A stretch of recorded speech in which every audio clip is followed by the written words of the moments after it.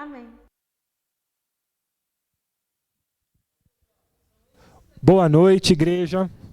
Estamos aqui para mais uma mensagem e eu espero que o Senhor fale a sua vida como tem falado com a minha. E eu convido você desde já a abrir a sua Bíblia em Mateus capítulo 7, que nós vamos ler os versículos neste momento, né? Depois a gente vai ler mais, mas neste momento nós vamos ler do 24 até o 27. O tema da nossa palavra de hoje é Firmados na Rocha. Então, Mateus 7, 24 a 27. Enquanto você vai abrindo, vocês viram que hoje a gente está testando algumas novidades aí. Às vezes vai dar muito certo, às vezes vai dar mais ou menos certo, às vezes vai dar muito errado. Mas como temos dito, estamos aprendendo a ser youtubers da noite para o dia. Então, hoje fizemos o louvor previamente gravado, não ficou perfeito o áudio, mas já deu uma interação legal. Semana que vem vamos aprimorar isso. Hoje a Cristina testou na edição também. Foi legal aí o programa das crianças. E agora vamos para a palavra. A palavra sou eu mesmo, estou aqui ao vivo e a cores, certo? Então, Mateus 7, 24 a 27 diz assim: Portanto, quem ouve essas minhas palavras e as pratica é como um homem prudente que construiu a sua casa sobre a rocha. Caiu a chuva, transbordaram os rios, sopraram os ventos e deram contra aquela casa, e ela não caiu, porque tinha seus alicerces na rocha. Mas quem ouve essas minhas palavras e não as pratica é como um insensato que construiu a sua casa sobre a areia. Caiu a chuva, transbordaram os rios, sopraram os ventos e deram contra aquela casa, e ela caiu. E foi grande a sua queda.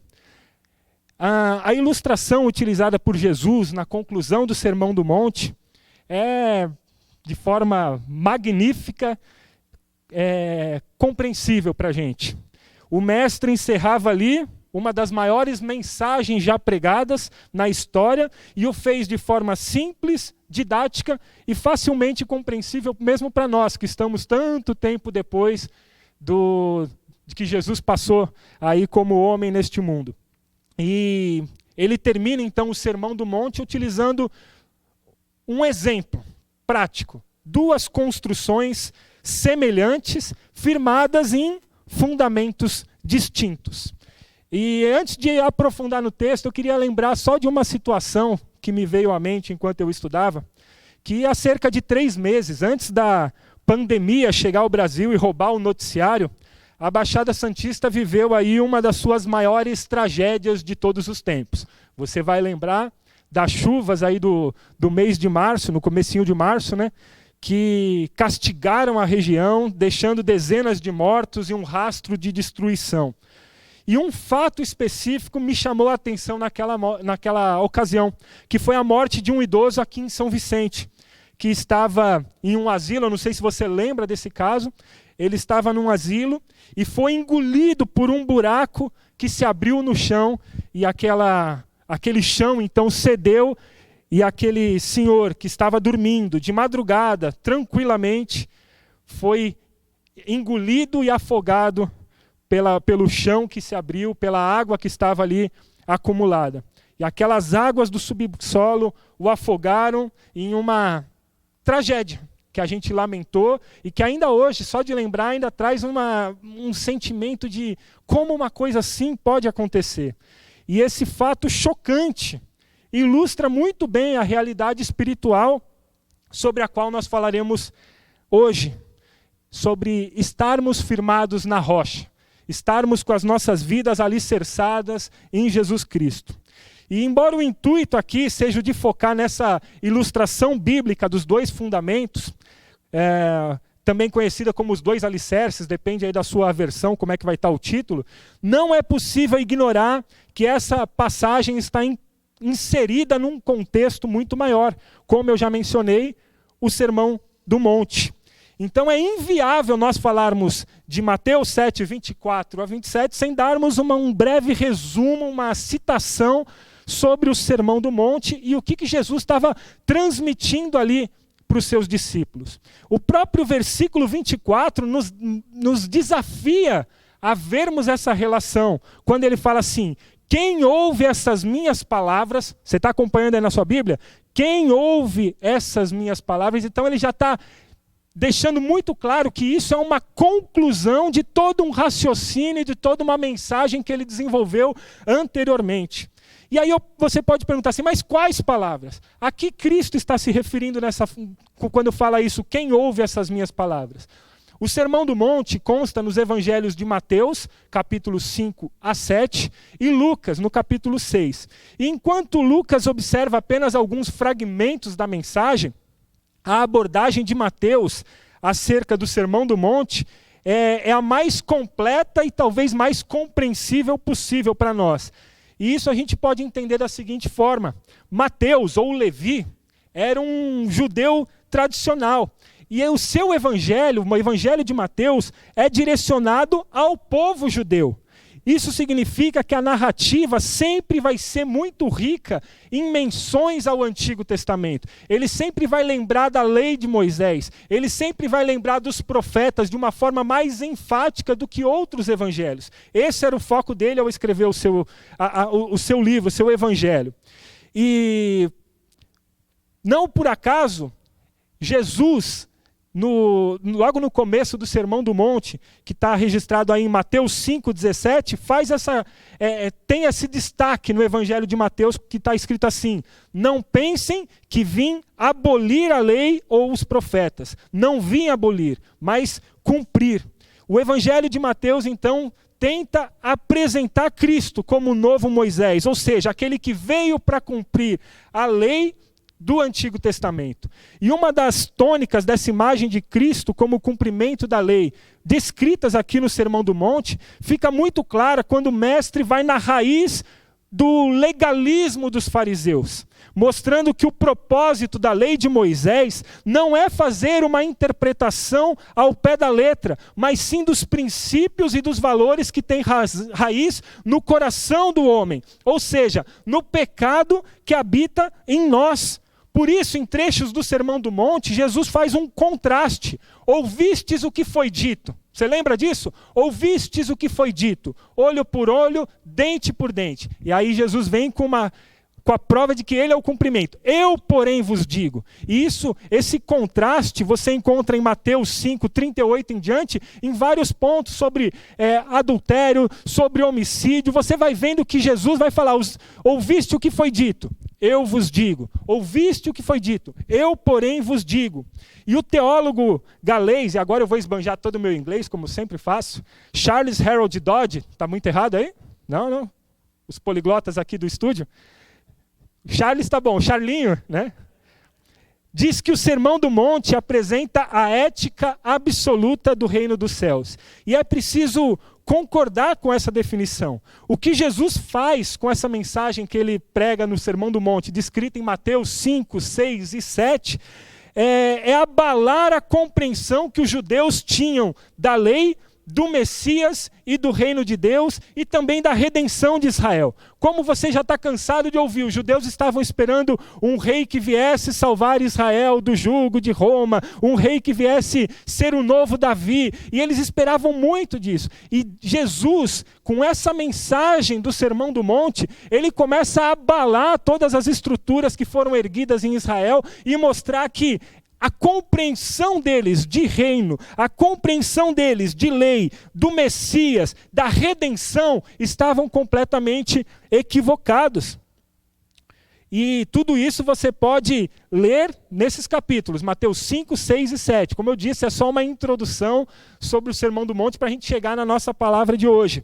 Não adianta direcionar a esse mundo uma vitória gloriosa que está destinada à nossa redenção espiritual. Não adianta amar essa vida e alicerçá-la por aqui, porque há uma eternidade nos esperando. E é sobre esses ensinamentos que Jesus fala no versículo 24 de Mateus 7, quando cita: quem ouve essas minhas palavras? O que ele está transmitindo não é a ilustração dos dois fundamentos apenas. A ilustração dos dois fundamentos é a conclusão de todo um raciocínio e de todo esse código de ética que a gente pode, de ética cristã, que a gente pode ler e compreender no Sermão do Monte, em toda a sua estruturação. Essa parábola, então, é a conclusão de um raciocínio e um ensinamento construído por Jesus nos capítulos anteriores, que hoje pode ser resumida com uma seguinte pergunta: onde você tem firmado a sua vida? E aí a gente começa a falar do texto propriamente dito. O que Jesus estava mostrando para aquele povo era: onde você tem firmado a sua vida? E essa pergunta nós trazemos aqui hoje, 2020, maio, dia 3. Onde está firmada a sua vida? E eu sei, não vou mentir, eu imagino que na sua casa, talvez baixinho, talvez no seu coração, você, um crente de carteirinha, um crente há tanto tempo na fé, talvez automaticamente tenha pulado aí da sua boca um clichêzão que se aplica a todos nós cristãos. É lógico que minha vida está firmada em Cristo. Será? Será que nossas vidas realmente estão alicerçadas em Cristo Jesus, a rocha? E eu pergunto novamente para deixar ainda mais enfatizada essa reflexão. Será mesmo que você tem alicerçado a sua vida em Cristo, como o sábio construtor relatado nessa história? Onde você tem firmado a sua vida? E agora eu vou para 3 pontos bem práticos e bem diretos. Primeira coisa que eu queria transmitir a você nessa noite: quem firma a vida na rocha, obedece a Cristo. Quem firma a vida na rocha, obedece a Cristo. Observe bem o padrão estabelecido por Jesus no versículo 24. A chave da questão não é ouvir a palavra de Deus, tampouco conhecer a palavra de Deus, ou mesmo ler a palavra de Deus diariamente. Não que isso tudo seja dispensável, mas a chave que está descrita aí no versículo 24 é: tudo isso é importante, mas em nada atesta uma vida firmada no Senhor. A característica que define alguém como firmado e alicerçado na rocha é a obediência ao que lê, é a obediência ao que ouve, é a obediência àquilo que tem desfrutado na sua caminhada com Cristo. O Dr. Russell Shedd escreveu um livro denominado A Teologia do Desperdício, que depois foi republicado como Vivendo para a Glória de Deus. E é uma provocação inquietante que eu resumiria da seguinte forma: quantas horas você tem desperdiçado ouvindo ou lendo a palavra de Deus? Aí você pode falar assim: como assim desperdiçar ouvindo e lendo a palavra de Deus? Sim, desperdiçando, porque a leitura ou exposição da Bíblia é vazia se não vier acompanhada de obediência ao que está sendo ministrado pelo Senhor. Domingo após domingo nós ouvimos pregações. Em época de lives, cá entre nós, ainda mais. Não é nem de domingo a domingo, é praticamente todos os dias nós ouvindo pregações, sermões, devocionais, ilustrações, reflexões, sei lá o que você tem ouvido. Mas nós temos sido saturados da palavra de Deus. Dia após dia temos nossos momentos devocionais. Ouvimos canções, trocamos experiências, participamos e lideramos atividades da igreja. Tudo isso pode não valer de nada se o conteúdo em questão não vier acompanhado de medidas práticas, não vier acompanhado de obediência, não vier acompanhado de ação. Podemos nos tornar super crentes aos olhos humanos, teólogos renomados, mas isso não nos afasta da figura do insensato desse texto que Jesus nos mostra. Lembre-se, o propósito de Cristo no Sermão do Monte era justamente apresentar a importância da motivação do coração e não apenas do cumprimento da religiosidade ou de ritos ou de leis. Ele estava falando assim: ouviste o que foi dito, eu porém vos digo. E isso vale para as nossas vidas hoje em dia. Qual tem sido a nossa motivação? Será que nós estamos absorvendo tanto de Deus e temos tomado poucas medidas práticas? Será que a nossa vida tem realmente transbordado daquilo que nós temos nos alimentado? Ou simplesmente o nosso corpo não absorve mais tantos ensinamentos?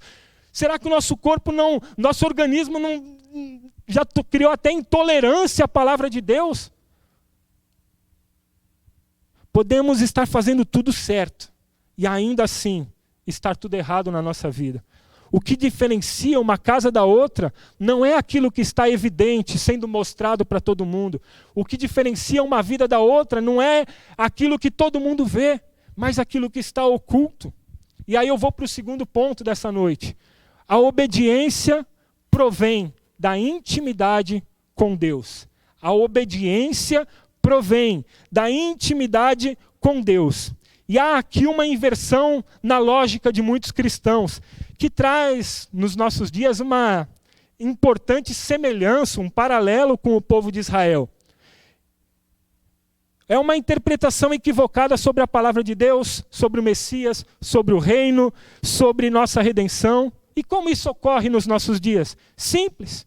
Tal como os religiosos e os fariseus pregavam naqueles tempos, muita gente ainda crê hoje que as obras praticadas servem para firmar suas vidas na rocha, sendo que é justamente o contrário. Quanto mais firmamos a nossa vida em Cristo, mais fazemos as coisas por Ele e para Ele. Você consegue entender essa diferença? Não é quanto mais você faz coisas para Ele, mais perto você está. É quanto mais perto você está, mais você vive para Ele, porque você entende que é irresistível viver nessa presença. Você não tem como resistir a essa presença poderosa e gloriosa. Você não tem como fugir de fazer a sua obra, porque você entende a sua vocação, a sua comissão, você entende qual é o seu propósito nesse mundo. E é uma busca incessante, é uma busca cada vez mais profunda. E eu queria levar você, pular umas páginas da sua Bíblia e descobrir o segredo disso, que está no Evangelho de Lucas, capítulo 6, versículos 46 a 49. Lucas 6, 46 a 49. Lembra que eu falei no começo que o Sermão do Monte está em Mateus e Lucas? Essa é a versão de Lucas dessa conclusão do Sermão do Monte. Todo mundo já comigo? Lucas 6, 46, 49? Eu só pergunto por protocolo, que eu não sei o que você está respondendo, tá? Então, o Evangelho de Lucas traz a mesma história escrita por Jesus, mas nesse caso aqui com uns elementos extras que nos ajudam a compreender ainda melhor o que Jesus está dizendo na conclusão do Sermão do Monte. E vamos ler então Lucas capítulo 6, versículos 46 a 49, que diz assim: por que me chamais Senhor, Senhor, e não fazeis o que vos mando? Todo aquele que vem a mim e ouve as minhas palavras e as pratica, eu vos mostrarei a quem é semelhante. É semelhante a um homem que edificava uma casa, cavou, abriu profunda vala e lançou o alicerce sobre a rocha. E vindo a enchente, arrojou-se o rio contra aquela casa, e não pôde abalar, por ter sido bem construída. Mas o que ouve e não pratica é semelhante a um homem que edificou uma casa sobre a terra sem alicerces, e arrojando-se o rio contra ela, logo desabou, e aconteceu que foi grande a ruína daquela casa. Então aqui a gente tem uma interpretação que recorrentemente é feita de maneira equivocada. Eu não sei por você, mas eu, inclusive, a ilustração que eu carregava muitas vezes desde criança existem duas casas que são diferentes e construídas em lugares diferentes. Não é isso que a gente imagina? Eu lembro até de uma figura do Ministério Infantil, quando eu era criança, não era Mimi, então não é culpa dela. Brincadeira. Eu lembro de uma figura que mostraram uma vez contando essa história, que mostrava a casa construída na areia da praia e no fundo, lá no comecinho de uma montanha, a casa na rocha. Tipo assim, uma está aqui, a outra está lá firme. Mas essa interpretação que Lucas nos traz mostra que não é bem assim. Que as casas, na verdade, não estão se referindo a um crente e a um incrédulo, mas sim duas pessoas que estão colocadas nas mesmas condições, cujas aparências exteriores são similares, mas que na essência têm alicerces distintos. Em outras palavras, nos dias de hoje nós podemos interpretar que se aplicam a pessoas que talvez estejam dentro da igreja e, como diz o começo desse texto de Lucas que nós lemos, no versículo 46, chamam a Cristo de Senhor. O texto começa falando assim, Senhor, Senhor, as pessoas estão clamando, não está falando que é incrédulos versus crentes, está falando de pessoas que chamam Jesus de Senhor. Reparem bem o tom de reprovação que é dado nesse evangelho. Por que vocês me chamam de Senhor, Senhor, e não fazem o que eu mando? São pessoas que professam com os seus lábios, mas que não estão debaixo do senhorio de Cristo. São cristãos que confessam o nome de Jesus, ouvem as suas palavras, mas não obedecem àquilo que o Senhor manda.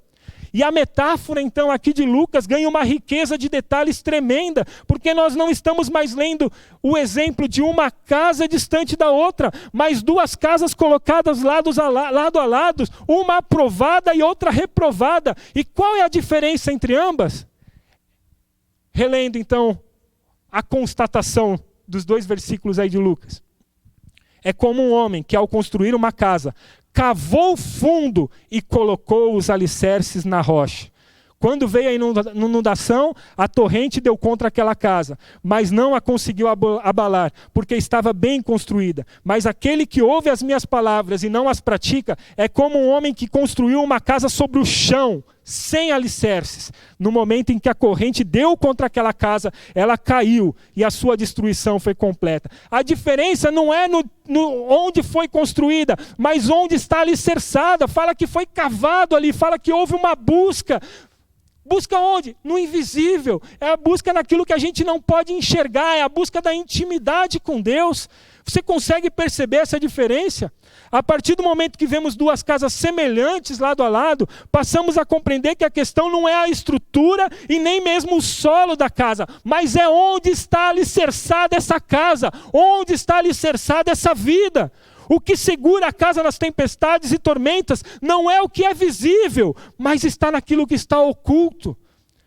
E aí a gente volta para o exemplo que eu dei no começo. Quem iria me imaginar, passando por aqui, uma rua perto da gente, que o chão se abriria e aquele asilo cederia, matando aquele idoso? Quem iria imaginar? Não está no que a gente vê por fora, está no oculto, está naquilo que não é visível. Em outras palavras, podemos tranquilamente concluir que as ações e as boas obras, a vida aprovada por homens, é inútil se a vida não estiver completamente firmada em Cristo. Os judeus precisavam ouvir isso de Jesus para vencer o legalismo. Nós também precisamos hoje, porque a questão não é o fazer, não é o estar, não é o ter, não é o poder. A questão aqui é o firmar e o obedecer. E esses são os verbos que devem nortear a nossa vida. Estarmos firmes e obedientes. Mesmo dentro da igreja, é muito fácil nós construirmos uma vida em alicerces humanos. Firmamos a nossa fé na igreja, nos pastores, nos sermões, na internet, nas nossas experiências de vida, no nosso conhecimento bíblico, no tempo em que investimos, no dinheiro que conquistamos, na fama alcançada, no prestígio e em tantos outros fundamentos, como se fossem estacas firmes o suficientes para manter a nossa vida de pé. Ocorre que homens de Deus, que talvez sejam ou já tenham sido a sua referência, podem cair. As pessoas que cuidam de nós, de repente, não nos amam ou pisam na bola, e aí? Como é que fica? O prédio da igreja talvez esteja num momento como esse, fechado. E a nossa vida também não pode estar alicerçada na CBP. Não é esse o alicerce que nós temos. A internet pode oscilar e nós já passamos por isso aí nas nossas transmissões online.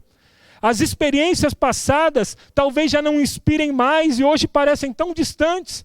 Tentamos lembrar de textos que sabemos de cor, que adquirimos em toda a nossa jornada com Cristo. Decoramos desde pequenos, mas parece que nada é suficiente para nos fortalecer em determinados momentos. O tempo de nossas vidas vai sendo ceifado, o dinheiro em algum momento se torna irrelevante, a fama passa, há dores, medos, desilusões, doenças, tempestades, ventos, rios transbordando, nossa casa é abalada. E se nós não estivermos verdadeiramente alicerçados em Cristo, nenhum esforço será suficiente para manter a sua casa de pé. Nenhum esforço será suficiente para manter a sua vida intacta e inabalável. O segredo, meus irmãos, não está na aparência da casa, naquilo que você demonstra na sua vida.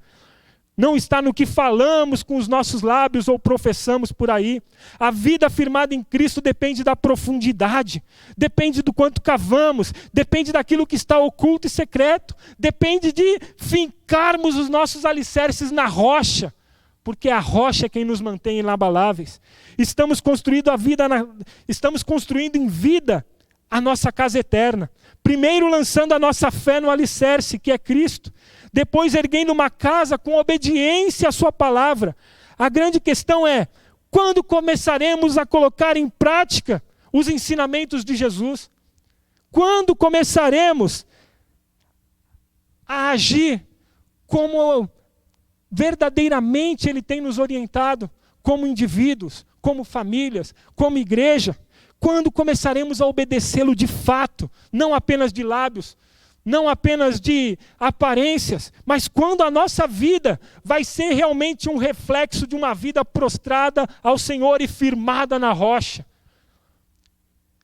A casa inabalável é aquela casa, é aquela vida, é aquela pessoa que ouve as palavras de Deus e as obedece. Quando deixaremos de simplesmente chamá-lo de Senhor, Senhor? Não basta fazer por fazer, estar por estar.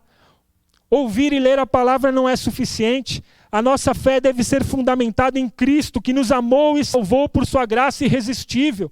Não seja tolo como esse homem da história. Não seja insensato. Firme os seus pés na rocha que é Jesus. Invista no que os homens não podem ver, mas que te conectam com aquele que é a rocha firme e inabalável, o Senhor Jesus Cristo. Erga paredes de obediência na sua vida. Os relatos de Lucas escancaram que há uma abismal diferença entre professar a fé e viver pela fé. Quem vive pela fé obedece. Quem professa a fé simplesmente ouve. Quem vive pela fé pratica. Quem professa a fé não necessariamente põe em prática tudo o que tem ouvido. Boca e coração devem estar alinhados na vida daquele que está firmado na rocha. E tudo isso só pode ser desenvolvido na intimidade e à medida que nós conhecemos o Senhor Jesus Cristo. E aí eu vou para o terceiro e último ponto. A vida firmada na rocha permanecerá inabalável no juízo final. A vida firmada na rocha permanecerá inabalável no juízo final. E eu volto aqui então para o nosso texto original de Mateus 7, 24 a 27, porque alguém pode estar se perguntando, que tempestade é essa que Jesus se refere? E a vida é feita de tempestades, dias maus, dias bons, claro, mas esse texto, ele está se referindo também a uma tempestade inevitável. Talvez você olhe para a vida de alguém e fale assim, fulano fala assim, o Vitor fala assim porque ele é um privilegiado, fulano é privilegiado, não sabe o que eu passei. E é verdade, nossas vidas são muito diferentes, nossas trajetórias não são 100% iguais e graças a Deus por isso. Mas existe uma tempestade inevitável. E sabemos pelo versículo 25 que essa tempestade inevitável vai vir de uma forma avassaladora. Pelo alto com a chuva, por baixo com os rios transbordando, pelos lados com o vento impetuoso, uma chuva torrencial que virá para os dois tipos de casa, sejam elas alicerçadas na rocha, sejam elas construídas na areia. Ninguém escapará da tempestade do juízo final. Isso mesmo. Evidentemente, todos enfrentamos e enfrentaremos tempestades da vida, que podem abalar ou não a nossa casa. Mas esse texto nos leva a refletir sobre a tempestade inevitável do grande julgamento. Diante do Evangelho de Cristo, o homem é desafiado e chamado à obediência, tendo apenas dois fins distintos: permanecer inabalável ou desabar em tremenda ruína, como diz no versículo 27. Não há uma opção mais branda, não há um meio termo, não tem como estar meio na rocha, meio na areia, não tem como. Não é possível pular essa etapa. Todos os alicerces serão colocados à prova. Se o seu alicerce é a igreja na sua vida será colocada à prova e ela não vai resistir, porque a igreja precisa estar alicerçada em Cristo. Se o seu alicerce é a sua família, se o seu alicerce é o dinheiro, é o poder, é o prestígio, a fama, se for qualquer alicerce desse mundo, às vezes até o melhor dos alicerces na sua intenção, não vai ser suficiente. Quando vier a tempestade do juízo final, esse alicerce não vai ser preservado. Voltemos então a alguns versículos para você entender o que eu estou querendo dizer. Antes da conclusão do Sermão do Monte, o que Jesus ensinava aos discípulos e à multidão que se aproximavam dele é que muita gente seria barrada no reino dos céus. Está escrito lá no versículo 22. Muitos aquele dia hão de te dizer: Senhor, Senhor, porventura nós não temos profetizado em teu nome, em teu nome não expelimos demônios, em teu nome não fizemos muitos milagres? Mesmo professando fé com seus lábios, essas pessoas vão dar com a cara na porta. Alguns até tentarão abrir os olhos do mestre fazendo essa mensagem: Senhor, olha para mim, lembra de mim, eu fazia tanta coisa lá embaixo. Cá entre nós, não estamos falando de coisa pequena. Estamos falando de anunciar o evangelho, profetizar no nome de Jesus, expelir demônio, promover milagre. Olha que coisas poderosas. E a resposta de Jesus: tolos, insensatos, vocês acharam que todas as boas obras que vocês praticam são suficientes para levá-los aos céus? Acham que podem conquistar uma morada eterna, mesmo tendo alicerçado suas vidas em fundamentos humanos que ruíram? Acham mesmo que aquilo que fizeram foi mais importante do que obedecer às minhas palavras? E aí, como diz o versículo 23, a sentença é: aparta-te de mim, apartem-se de mim, vocês que praticaram o mal. E quanto ao crente verdadeiro, sem dúvida, será conhecido pelo seu Senhor pela obediência. Está no versículo 21. Entrarão no reino dos céus, não aqueles que fizeram as mais belas profissões de fé, operaram os maiores milagres, mas aqueles que obedeceram à vontade do Pai. E eis o passaporte dos céus, para os céus. Eis a chave de uma vida firmada na rocha. Ouvir e obedecer à vontade de Deus. Diante dessas palavras, a multidão ficou impressionada. Pula lá para o versículo 28 que você vai ver a reação das pessoas depois do Sermão do Monte. As pessoas ficaram impressionadas e disseram assim: quando Jesus acabou de proferir essas palavras, estavam as multidões maravilhadas da sua doutrina. E talvez alguns ainda hoje fiquem impressionados com os ensinamentos de Jesus. Mas isso não significa ter uma fé prática. Isso não significa ter uma vida de obediência. Se não tiver o alicerce em Cristo, de nada valerá você ficar maravilhado, de nada valerá você ver experiências tão poderosas e falar assim: que lindo, glória a Deus, dá um joinha, deixa o seu curtir, faz a mãozinha do WhatsApp. Não vale de nada se a sua vida não estiver firmada em Cristo. Não há espaço para simpatizantes, não há espaço para pessoas que estão dentro da igreja, mas não obedecem à palavra do Mestre. Só existem dois alicerces possíveis. Ou a gente está em Cristo, ou a gente está em todos os outros. Porque o fim de todos os outros é o mesmo. Agora em Cristo vai permanecer inabalável aquele que estiver com a sua vida firmada nele. Talvez alguns falem assim: que bonito que Jesus fez, que bonito que Jesus ensinou, como ele foi cuidadoso, como ele é soberano, como ele era sábio. Muitos desde o começo tentam tirar Cristo do papel de um alicerce das nossas vidas. Roma já tentou tirar Cristo do alicerce, os fariseus já tentaram tirar Cristo do alicerce. No decorrer da história, tantos e tantos casos, assim como hoje em dia, tantas filosofias, tantas religiosidades no nosso meio tentam tirar Cristo do alicerce da minha vida, da vida da igreja. Mas só há um alicerce inabalável. E quem abre mão desse alicerce, vai acontecer a grande tragédia. Não existe outro alicerce seguro. Cristo é o nosso alicerce. Nós precisamos estar firmados na rocha. Como você se posiciona diante de tudo isso? Toda pregação, toda explanação das Escrituras exige de nós um posicionamento. E muitas vezes não se posicionar já é um posicionamento. Quando você não decide se decidir, quando você não decide mudar o rumo, quando você não decide se arrepender, quando você não repensa, você já está dando uma resposta para aquilo que o Senhor tem ministrado. Não se posicionar já é um posicionamento. E eu pergunto então de uma forma bem clara: quem tem sido você, um tolo ou um sábio? Onde você tem alicerçado a sua vida? Onde está firmada a sua fé? No dia que o joio for separado do trigo, a casa firmada da rocha permanecerá inabalável, enquanto a casa alicerçada nos padrões terrenos irá ruir.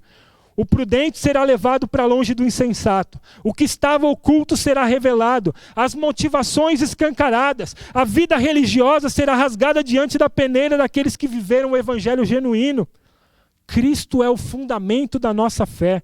Estar em Cristo é estar firmado na rocha. Nossa esperança e salvação não estão baseadas naquilo que podemos construir ou no conhecimento que temos a respeito do Senhor, mas na graça maravilhosa que nos alcançou e nas suas misericórdias que escancaram seus braços abertos e nos escondem e nos abraçam e que nos tomam, mesmo diante das maiores tormentas, nos garantem a segurança, porque Ele é nosso escudo, é nossa proteção, é nosso alicerce, é nosso fundamento. Onde podemos ir se não for para os braços do Senhor? Onde podemos firmar a nossa vida em segurança se não for no altar de Cristo? Eu já citei aqui há 2, 3 semanas, eu já estou caminhando para o encerramento, que o reverendo Hernandes Dias Lopes trouxe uma ilustração que sintetizou o meu pensamento dessa pandemia. Que o mundo aprendeu a alicerçar sua vida em 3 pilares: economia, ciência e política. E de uma vez só, Deus veio e passou uma rasteira nesses 3 alicerces que a humanidade aprendeu a se firmar. A ciência não encontra uma resposta. A economia está em colapso. A política já ruiu faz tempo. Onde o homem vai encontrar a sua segurança? Onde o homem vai encontrar a sua firmeza, aquilo que o mantém de pé? Nós temos essa resposta. O nosso alicerce seguro é Cristo. A nossa vida precisa estar firmada nesse alicerce seguro. É a única esperança, é isso que nos diferencia de qualquer outra pessoa. É que nós sabemos onde os nossos pés estão firmados. Por mais que o mundo esteja sacolejando, por mais que as estruturas possam ruir na nossa cabeça, por mais que talvez eu e você venhamos a morrer nesse processo, nós sabemos que estamos inabaláveis, porque a nossa fé, a nossa esperança, a nossa confiança estão no Senhor Jesus Cristo, a rocha eterna, aquele que era desde o começo, aquele que veio, que morreu, que venceu a morte, que voltará para buscar a sua igreja, no dia que para muitos vai ser de tormenta, mas que para aqueles que viveram nele, que obedeceram a sua palavra, vai ser o dia mais glorioso, vai ser o dia que a nossa casa vai permanecer de pé. A diferença nessa história não está na tempestade, não está na casa, não está no homem, a diferença está onde ela é construída.